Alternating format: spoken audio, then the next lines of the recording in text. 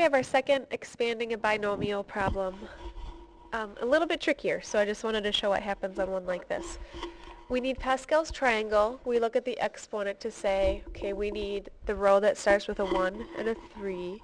So we start with our triangle of 1s, and then 1, 2, 1, 1, 3, 3, 1. So the first video I did on expanding a binomial, I talked about this triangle a little bit more. So if you don't know where any of those came from, you can watch that one. So we write that 1, 3, 3, 1 vertically. And now every number is going to get the first term of our binomial, which is a 2x.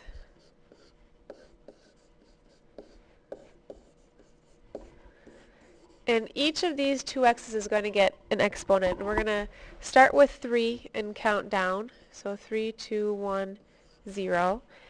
Now they each need the second term of the binomial, which is a negative 3. And these exponents are going to start with 0 and count up to 3.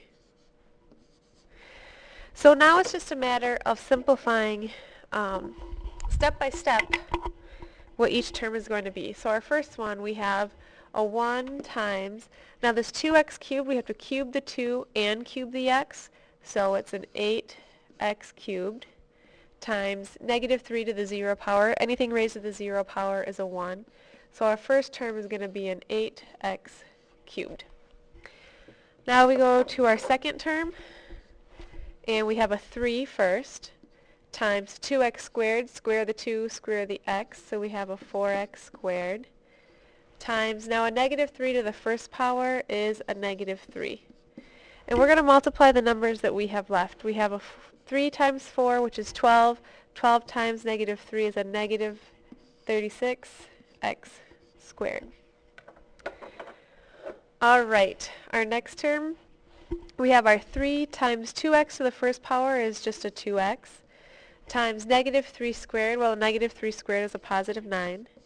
Now we do 3 times 2, which is 6, and 6 times 9 gives us 54x. And then lastly, we have our 1 times 2x to the 0 power is a 1, and negative 3 to the third power is a negative 27. So 1 times negative 27 is a negative 27. So to write our final answer out, we're going to take each term starting with that 8x cubed. And now because our next one is a negative 36x squared, it's going to show up as a negative. It'll look like subtraction, negative 36x squared. This 54x is positive, so we're going to put a plus in between, 54x, and then this 27 is negative, so minus 27 on the end. And this will be our final answer.